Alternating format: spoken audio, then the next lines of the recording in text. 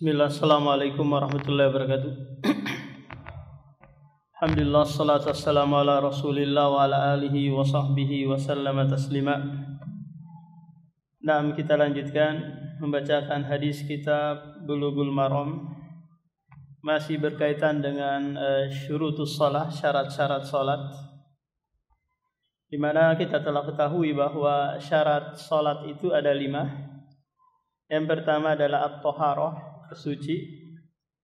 Yang kedua satrul aurah, menutup aurat. Kemudian yang ketiga istiqbalul kiblah, menghadap kiblat. Kemudian yang keempat dukhulul waqti, masuknya waktu. Yang kelima al-qiyam, itu berdiri. Ada yang menambahkan lagi, tapi ini diperselisihkan, yaitu tentang niat. Apakah dia syarat salat ataukah dia rukun salat? Kenapa? Karena niat ini dia sebelum takbiratul ihram harus ada niat terlebih dahulu. Sementara awal mula salat itu adalah takbiratul ihram. Sehingga sebelum memulai takbir, niat haruslah hadir. Menunjukkan bahwa dia khariju an mahiyati al-shalah. Di luar dari dari rangkaian salat itu sendiri.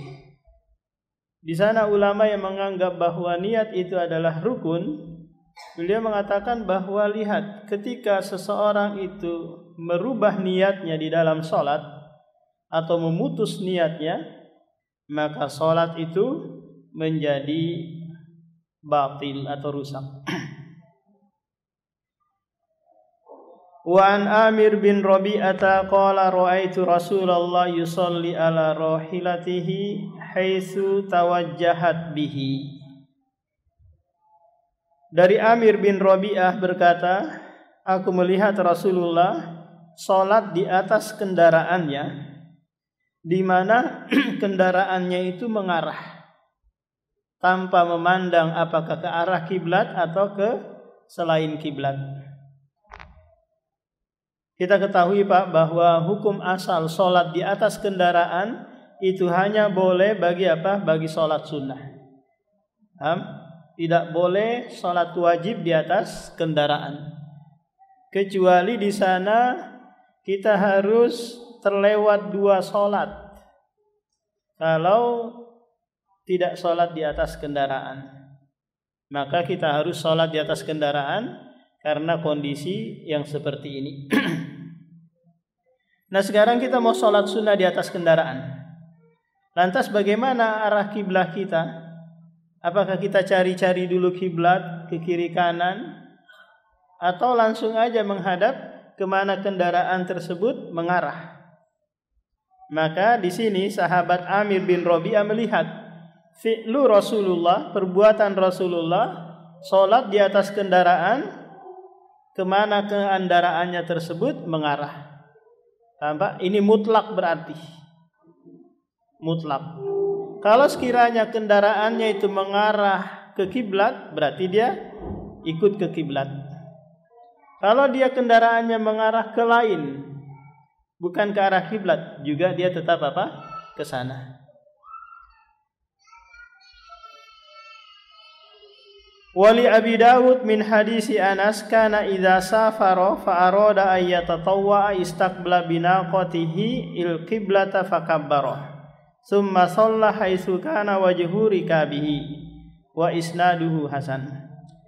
Dari hadis Anas bin Malik riwayatkan oleh Abu Dawud, kana adalah Rasulullah apabila dia safar lalu ingin salat sunnah di atas kendaraannya, dia hadapkan dulu ontanya itu ke kiblat.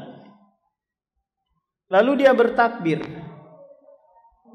Lalu bertakbir. Kemudian setelah itu salat kemana arah kendaraannya itu mengarah. Hadis ini seakan-akan memberikan isyarat kepada kita adanya kontradiksi dengan hadis sebelumnya. Kalau hadis sebelumnya mutlak, pokoknya kemana saja arah kendaraan tersebut, disitulah arah salat kita. Sementara di hadis ini Rasulullah mengarahkan dulu arah ontanya ke kiblat. Maka bagaimana cara penggabungannya? Karena perlu diketahui Pak, dalam agama kita, apakah itu antara ayat dengan ayat, hadis dengan hadis, itu secara asal tidak ada yang kontradiksi, tidak ada yang bertentangan.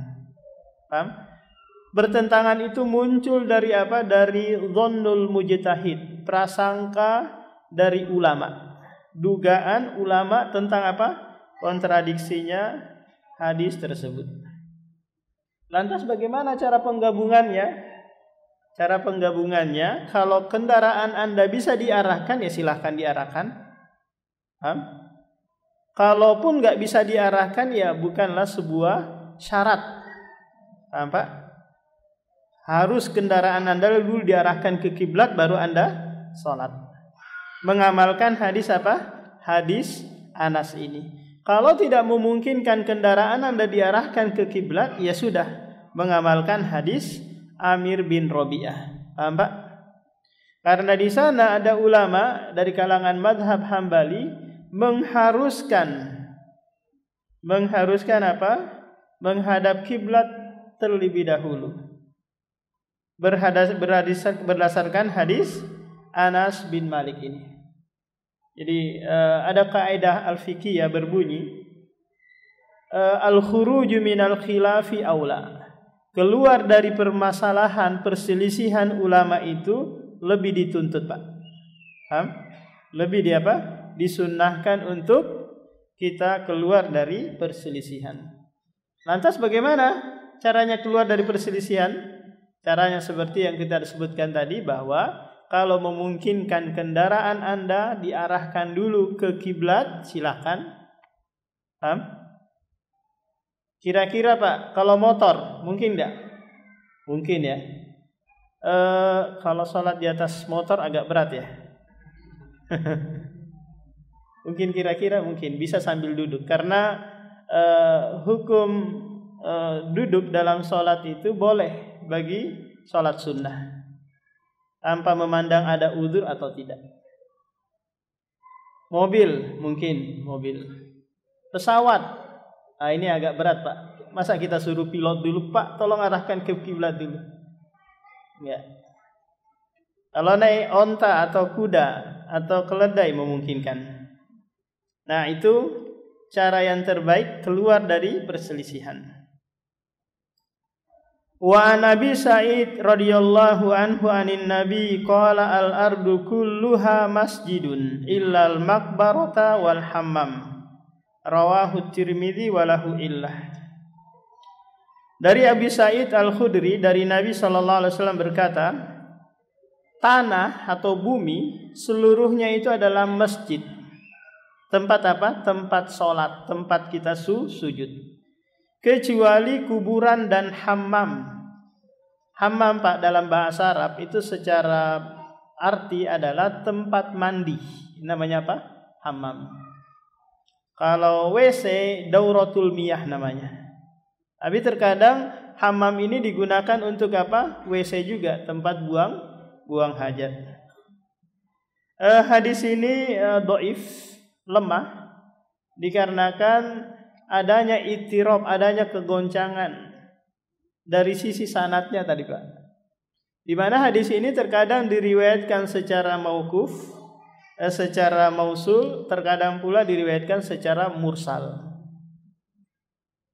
Akan tetapi matan atau teks hadis ini benar karena didukung oleh hadis-hadis yang banyak. Nanti hadis berikutnya ada yang menyebutkan la tusolli ilal kubur. Janganlah kalian sholat menghadap kuburan.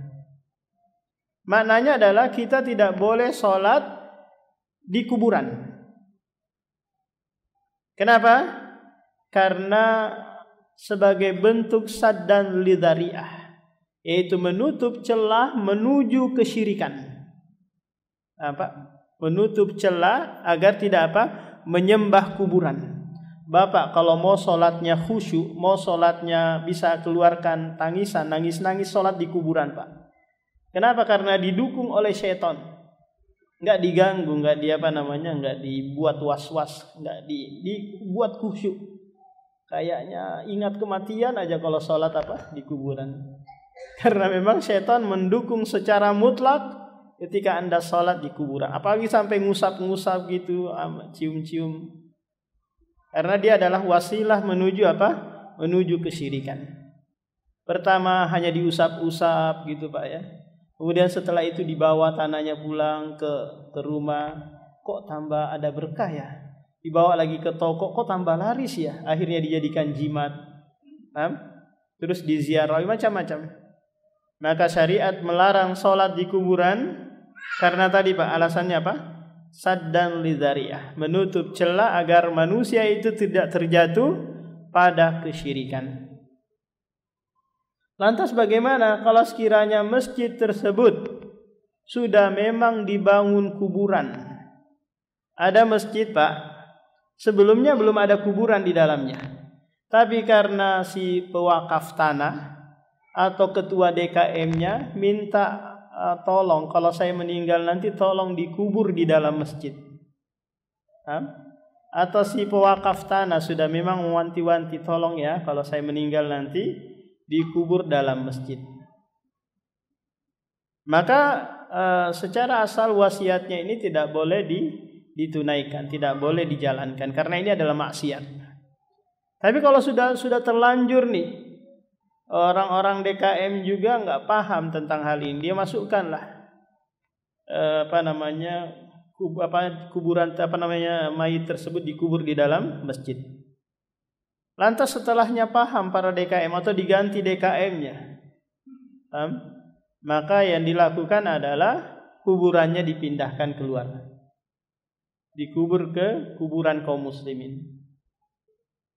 Tampak? Yang jadi masalah lagi adalah kuburan berada di sekitaran masjid.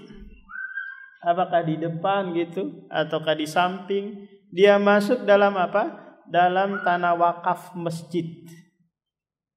Ini jadi masalah, polemik di kalangan para ulama. Karena kalau kita jalan ke Banjar sana Pak, atau pernah ke Lombok, jarak 50 meter di Lombok itu ada masjid. Tapi perhatikan di depannya itu ada kuburan. Apakah kuburan massal ataukah kuburan perorangan gitu, kurban keluarga. Maka bagaimana para ulama membuat sebuah kaidah tentang al-harimu lahu hukmu hurmatu ma alaihi. Al-harim, apa yang ada di sekitaran hal yang terlarang, maka masuk dalam kelarangan tersebut. Al-harim lahu hukma ma lahu hurmatu alaihi. Nah sekarang teras masjid, kemudian apa yang ada di dalam pagar masjid itu masuk dalam apa Pak? Dalam lingkup masjid. Maka dilarang juga di situ dikubur kuburan kaum muslimin. Lantas bagaimana kita sholat di dalamnya? Sementara kita tidak sholat menghadap kuburan tersebut. Maka untuk menjaga kehati-hatian Pak, maka Bapak tidak sholat di situ. Sementara ulama di sana ada yang masih membolehkan. Kalau selama kuburannya itu tidak di hadapan Anda, tidak di arah kiblat Anda, maka ini dibolehkan. Tapi kalau untuk kehati-hatian, maka lebih baik memilih masjid yang tidak ada kuburannya. Lantas bagaimana dengan masjid Nabi yang di dalamnya ada kubur Rasulullah, Abu Bakar, Utsman? Secara asal bahwa Rasulullah, Abu Bakar, Umar itu tidak dikubur di dalam masjid. Dia dikubur di mana Pak? Di Hijr Aisyah, di kamar Aisyah. Sebelah kirinya Masjid Nabawi, sebelah sananya.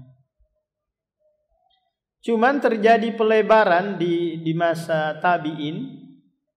Itu usulan dari khalifah pada waktu itu, yang para ulama yang ada di Madinah mengingkari keras memasukkan Hijr Aisyah ke dalam masjid. Akan tetapi Pak, kalau sekiranya itu dikeluarkan, ya dikeluarkan gitu, dipindahkan ke baki, itu akan memunculkan mafsadah yang lebih besar, kerusakan yang lebih besar lagi. Apa kira-kira Pak? Orang akan pada berbondong-bondong ke sana ziarah, ngusap-ngusap kuburan Nabi, kalau bisa dibawa tanahnya, akan muncul apa? Kesyirikan di sana. Akhirnya apa? Pemerintah Saudi mensiasati dengan membuat tembok musalsal. Musalsal itu segitiga memanjang ke bawah dan ke atas. Yang dimana ketika orang sholat tidak langsung mengarah ke situ. Dibuat kerucut segitiga gitu Pak. Paham? Jadi tidak ada istilahnya apa? Mengarah ke situ, pasti mengarah ke tempat yang lain. Yang kedua adalah al-hammam, dilarang sholat di WC. Alasannya karena hammam adalah makanun najis, tempat apa? Tempat najis. Ada juga yang membolehkan kalau tempat tersebut memang terhindar dari apa? Zat-zat najis.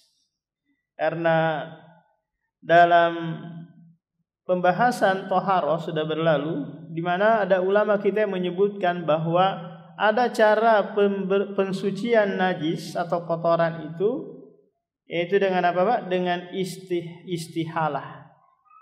Istihalah itu Pak, kalau ada yang kencing di situ tidak disiram, dia akan akan menjadi suci dengan sebab apa? Udara, dengan sebab panas, angin. Ini yang menyebabkan dia apa? Menjadi kembali suci. Wa ibni Umar qala naharos nabiyyu an yusalla fi sab'ati mawatin. Al-mazbalati wal mazjarati wal maqbarati wa qa'irati tariqi wal hammam wa ma'atinil ibli wa fawqa dhahri baitillahi. Rawahu Tirmidzi. Dari Abdullah bin Umar berkata, Nabi SAW melarang sholat di 7 tempat. Yang pertama adalah mazbalah, tempat pembuangan sampah. Yang kedua majzarah, tempat penyembelihan onta. Yang ketiga makbarah, kuburan. Yang keempat jalan. Yang kelima WC. Yang keenam kandang onta. Yang ketujuh di atas Ka'bah. Akan tetapi hadis ini dhaif. Karena di dalam sanadnya ada seorang rawi yang bernama Zaid ibnu Jabiro. Dia ini tukul 5. Dibicarakan tentang apa? Tentang hafalannya.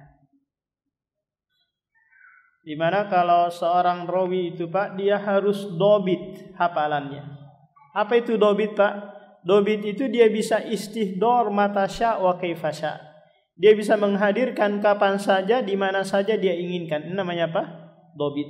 Kalau hafalannya terbalik-balik, salah menyampaikan, maka ini apa? Dianggap su'ul hifdi, buruk hafalannya. Ini kalau apa? Dobitnya itu dengan hafalan. Ada juga di sana ulama, dia dobitnya itu kuatnya dari sisi tulisan. Dari sisi tulisan. Dia tidak bisa menyampaikan hadis kecuali kecuali dengan membawa buku, membawa catatan. Nah, ulama ini yang ketika dia dobit dari sisi kitabah penulisan, ketika dia menyampaikan hadis tidak dengan tulisan Pak, maka tidak diterima periwayatannya. Kenapa? Karena dia pakai hafalan. Paham? Ini semua dicek agar tidak asal-asalan dalam menyampaikan hadis.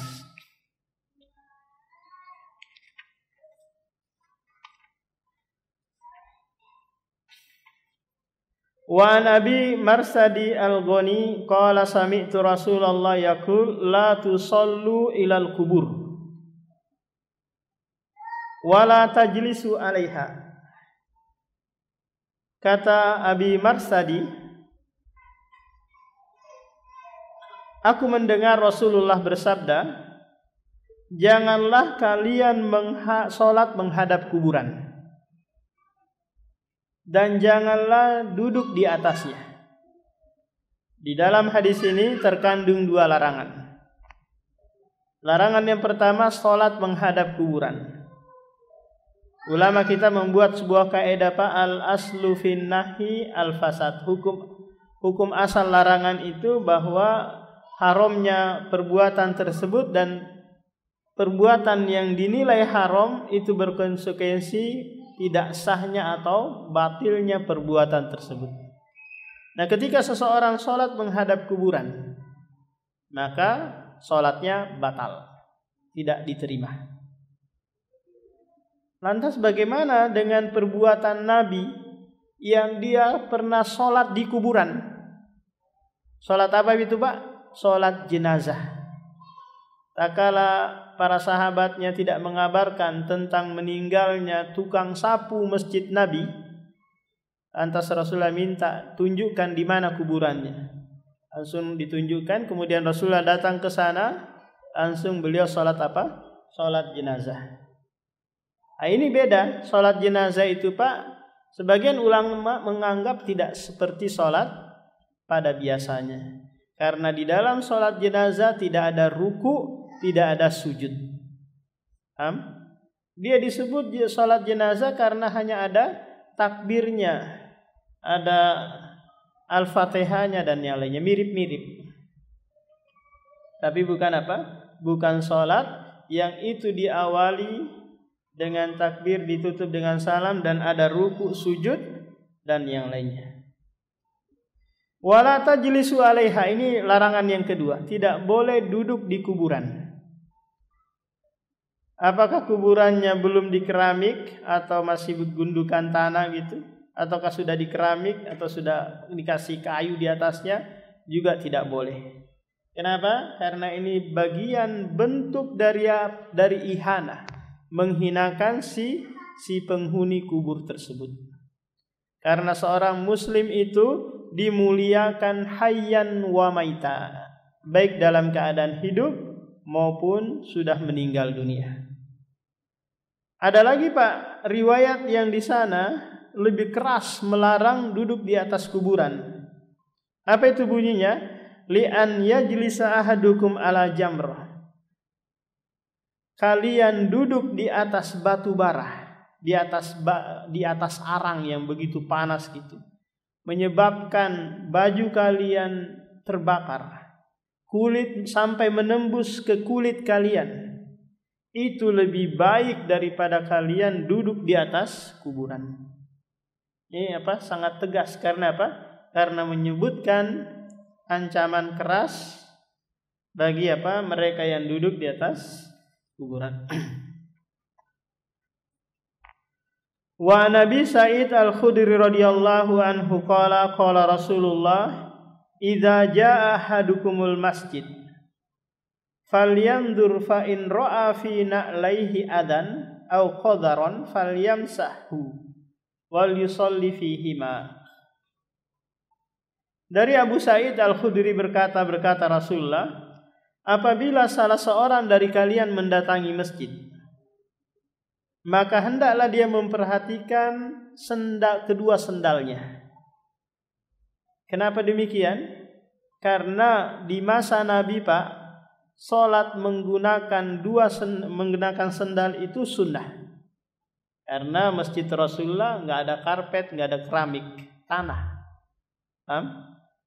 lantainya tanah. Sehingga mereka apa? Sholat dengan apa? Menggunakan sendal. Lantas lihat, kalau ada kotoran di sendal kalian, maka falyamsah, cukup diusap-usap saja di tanah. Enggak perlu keluar untuk mencucinya dengan air. Wal yusalli fihima, dan salatlah menggunakan kedua sendal tersebut. Ini kalau sebelum apa, Pak? Sebelum salat melihat. Lantas bagaimana kalau sekiranya di dalam salat baru dia ketahui ternyata ada bau-bau tai tikus gitu, ada bau-bau tai kucing, maka ini tidak membatalkan sholatnya, lanjut. Beda halnya kalau dia yang keluarkan, dia yang kencing atau dia yang BAB gitu, batal sholatnya kan? Karena apa? Hadasnya terangkat, toharonya terangkat. Jadi cara membersihkan sendal atau sepatu yang ada kotoran ya cukup diusap-usap saja di tanah. Ini kalau apa Pak? Kalau DKM masjid tersebut membolehkan sholat menggunakan sendal atau sepatu. Kalau kira-kira ada yang masuk mau menjalankan sunnah, masuk di masjid BDI mau pakai sepatu atau sendal sholatnya, gimana Pak Maulana, diizinkan? Kasihan ini marbut, bersihkan nanti. Oh, ini dalam rangka menjalankan sunnah ini. Sunnah dijalankan ada tempatnya.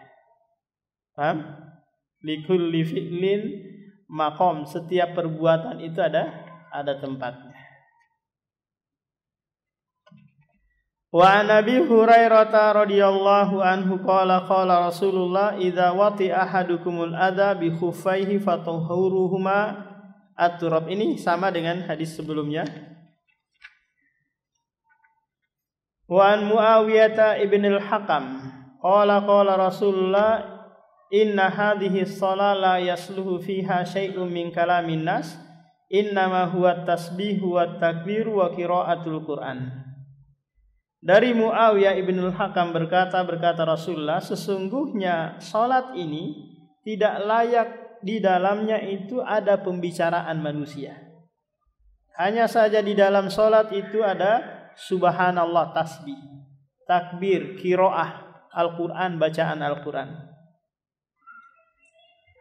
Sebab Rasulullah mengucapkan hal ini Pak, dikarenakan Muawiyah ibnul Hakam, karena ketidaktahuannya dia, ketika menjadi makmum di belakang Rasulullah, ada salah seorang makmum yang bersin, setelah itu dia mengucapkan Alhamdulillah. Dibalaslah sama Muawiyah bin Hakam, yarhamukallah, dengan suara apa? Suara besar. Yarhamukallah. Makmum yang lain itu mempelototi Muawiyah ini sambil mencela. Setelah sholat dia pergi mencaci Muawiyah ini.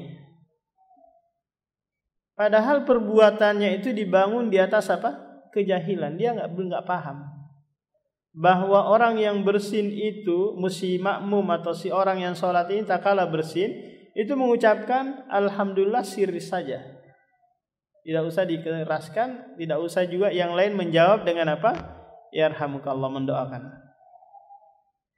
Tapi Rasulullah melihat perbuatan Muawiyah ini, itu hanya diam, tidak berkomentar apa-apa, wala mencela, wala memukul, wala menghardik, tidak ada. Maka sikap Rasulullah ini yang membuat Muawiyah terkesan sampai mengatakan ma ra'aitu mu'alliman qablahu wala ba'dahu ahsana ta'liman minhu. Aku tidak pernah melihat seorang pengajar sebelumnya dan sesudahnya yang lebih baik pengajarannya daripada Rasulullah. Fawallahi, demi Allah, ma qahharani, dia tidak mencelaku, tidak memukulku, tidak mencaciku. Dia hanya mengucapkan sesungguhnya salat ini tidak layak di dalamnya ucapan manusia. Hanya saja isinya tasbih, takbir dan yang lainnya. Menunjukkan bahwa Bapak, orang yang sedang salat itu sudah masyghul, sudah sibuk dengan adkar, zikir-zikir dan kegiatan-kegiatan yang ada di dalam rangkaian sholat, sehingga tidak ada lagi kesibukan-kesibukan yang lain. Yang jadi masalah kalau sekiranya ucapan itu mendukung maslahat sholat. Contoh kita sholat Pak, karena qadarullah kita nggak tahu kiblatnya, arah kiblatnya, kita sholat ya Allah Akbar. Kemudian ada orang teriak, arah kiblatnya salah. Menginformasikan kepada kita kan. Maka kita tanya, yang benar di mana? Sementara dalam sholat ini ke sebelah kiri. Udah kita arahkan tubuh kita ke sebelah kiri.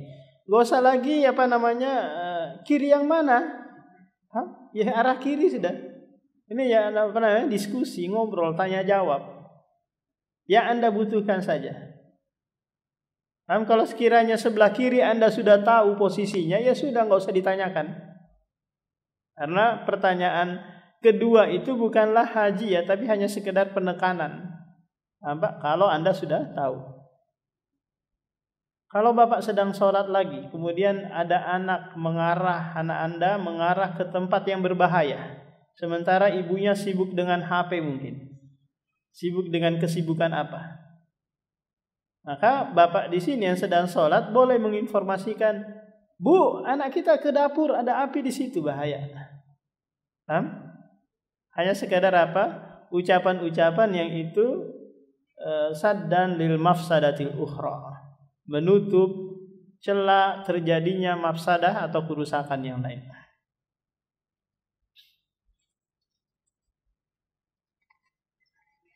Wa an Zaid ibni Arqam radhiyallahu anhu qala in kunna lanatakallamu fi sholati ala ahdin nabi yukallimu ahaduna sahibahu bihajatihi hatta nazalat hafizu ala sholawati was sholatil wusta wa qumu lillahi qanitin fa umirna bisukuti wa nuhina anil kalam. Dari Zaid bin Arqam menceritakan, dulunya kami itu sholat di masa Nabi masih berbicara satu sama lain, sama sesama makmum gitu, ngobrol gimana kabarmu, masih nanyakan, hatta nazalat, hingga turun ayat di dalam surah Al-Baqarah, hafidhu ala sholawati, jagalah sholat kalian dan sholat pertengahan kalian, yaitu sholat asar. Waqumu, dan berdirilah di dalam sholat dalam keadaan qanitin, tenang, tidak berbicara. Setelah turun ayat ini, fa umirna, lalu kami diperintahkan untuk diam dan dilarang berbicara. Dilarang berbicara. Nah, dari sini kita bisa mengambil bahwa di antara syarat sholat lagi tidak boleh berbicara. Lantas bagaimana kalau sekiranya dia berdoa dengan bahasa Indonesia? Dia doa dalam sujudnya mungkin, ya Allah saya minta janda dari Palestina, atau minta dari mana gitu. Dia dengan bahasa Indonesia karena nggak paham bahasa Arab. Gimana? Ini pembicaraan nggak Pak? Bukan, ini doa. Doa bisa diucapkan dengan bahasa Arab, bahasa Al-Quran, bahasa hadis, bisa pula dengan bahasa Indonesia. Apakah di saat Anda sujud, di saat Anda ruku, ataukah di saat sebelum salam?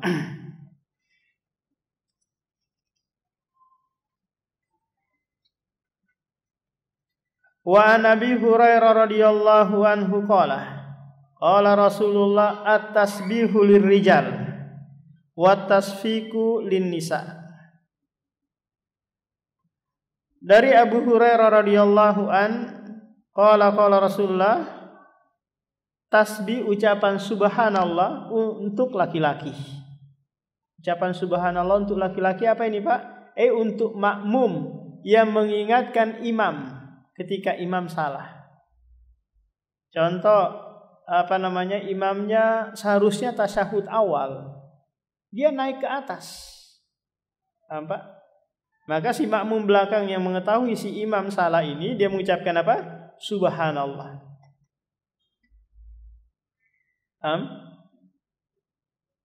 Si imamnya naik. Subhanallah, subhanallah, subhanallah. Tetap aja dia naik Pak. Nah, dilihat di sini. Kalau sekiranya si imam ini paham kesalahannya, tapi tetap dia lanjut, maka sholatnya batal. Kenapa? karena dia sengaja menambah rukun. Tapi kalau sekiranya dia nggak tahu, nggak sadar gitu, sahu, lalai, diingatkan, dilihat lagi. Kalau sekiranya masih posisi pertengahan antara menuju rukun berikutnya, masih pertengahan nih Pak, maka dia turun. Paham? Dia turun. Nanti nggak perlu sujud sahwi. Paham? Karena dia masih belum sampai ke rukun berikutnya. Tapi kalau sekiranya dia sudah sampai naik, berdiri gitu Pak, di rakaat ketiga, subhanallah, subhanallah imam, terus dia naik aja.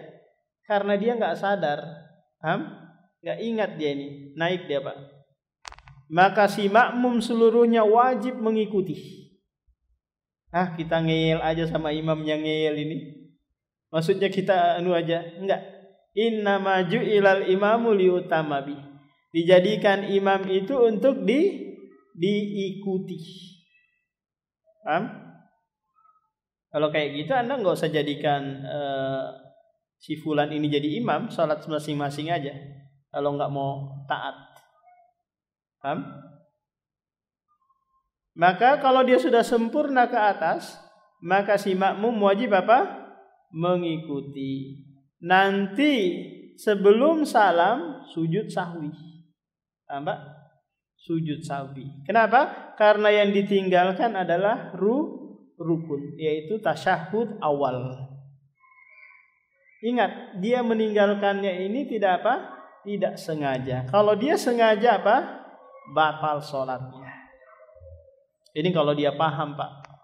Ada juga imam hanya bisa ngaji saja, nggak paham tentang maslahat sholat. Diingatkan diingatkan oleh makmum, tetap aja dia sikat, dia lanjut. Ternyata dia nggak tahu apa yang dia lupa. Setelah selesai sholat diingatkan, Ustadz afwan, yang antum lupa itu 1 kali sujud. Dia tinggalkan 1 kali sujud. Akhirnya dia nambah 1 rakaat lagi. Benar? Cuma dia nggak sujud sahwi lagi, karena dia cukupkan sujud sahwi apa? Sujud sahwi sebelumnya. Maka ini tidak tepat. Karena sujud sahwi sebelumnya nggak dianggap Pak. Kenapa? Karena belum sempurna. Belum sempurna. Jadi apa tadi ucapan subhanallah itu bagi makmum laki-laki. Bagi makmum perempuan dengan apa? Dengan menepuk ini telapak tangan bagian atas dengan tangan kanannya. Menunjukkan bahwa makmum wanita di zaman Nabi Shallallahu Alaihi Wasallam itu bisa melihat makmum laki-laki, bisa melihat si imam, karena dia tahu si imam salah. Bagaimana mungkin si makmum wanita tahu kalau dia enggak lihat? Jadi si makmum wanitanya tidak mengucapkan subhanallah. Kalau dia ucapkan subhanallah sambil mendayu-dayu, ini membuat fitnah bagi apa? Bagi imam laki-laki.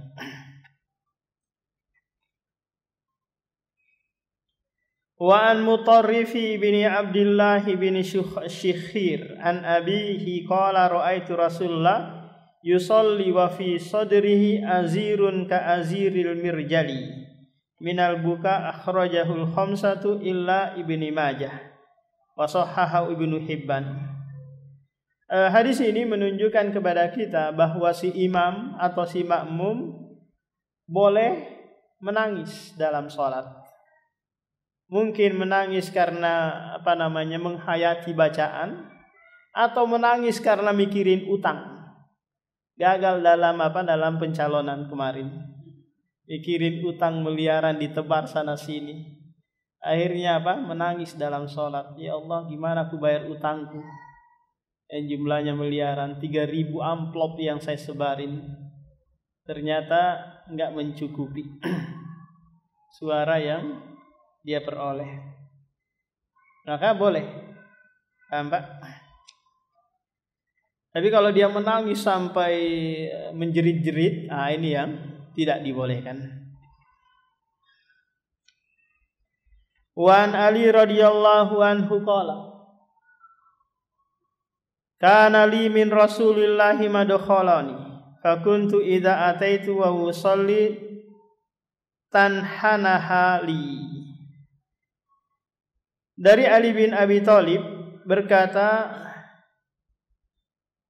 adalah Rasulullah sallallahu alaihi wasallam memiliki madkhalani, dua pintu masuk untuk masuk menjumpai Rasulullah sallallahu alaihi wasallam. Idza ataituhu, kata Ali, apabila aku mendatangi Rasulullah sementara dia dalam keadaan salat, tanhana li, dia memberikan isyarat kepadaku. Atau ada suara suara menggelegar dari tenggorokannya.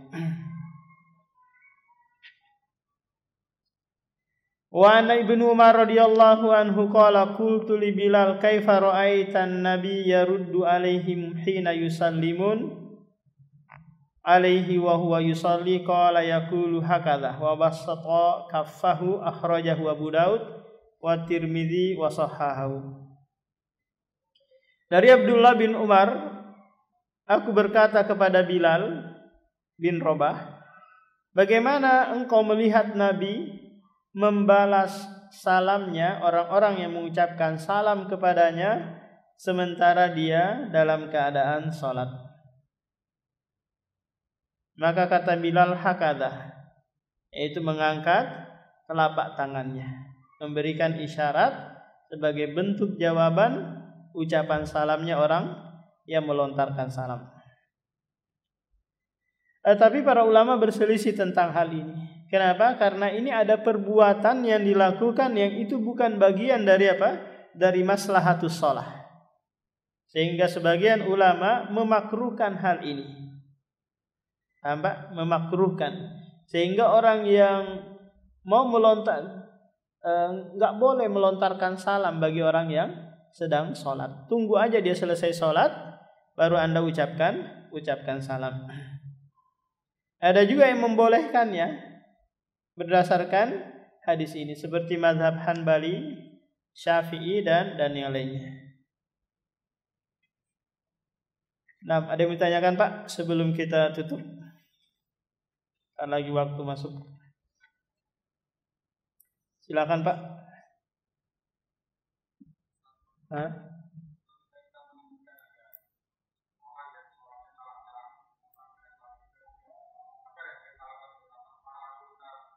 Pak, dengan suara saja. Iya. Arah kiblatnya salah, sebelah kanan, sebelah kiri, atau miring dikit. Paham? Jangan Bapak dengan perbuatan, takutnya dia kaget, akhirnya hilang konsentrasinya, menganggap dia sedang ada mara bahaya, diganggu, akhirnya diarahkan dengan suara. Yang lain, Pak.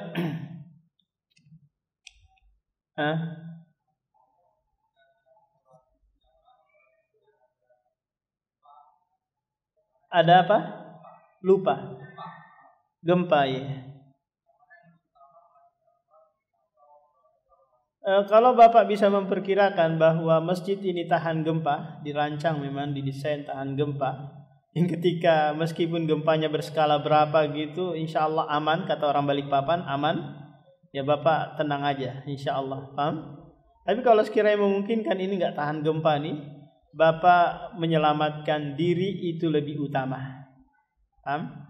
Ketika terjadi bentrok antara hifdun nafsi dan hifduddin, menjaga agama dengan menjaga jiwa, dalam kondisi ini antara sholat menjaga agama kan, dan menjaga jiwa, yaitu getaran gempa tadi menyebabkan bangunan runtuh, akhirnya menerpa badan Anda. Maka dalam hal ini Anda batalkan sholat, lari, cari tempat yang aman, kemudian sholat. Jangan sudah saya mau cari syahid ini. Ya silakan kalau Bapak mau mati syahid karena apa? Diterpa bangunan. Karena orang yang meninggal dalam keadaan diterpa bangunan Pak mati syahid. Silakan kalau mau. Hah?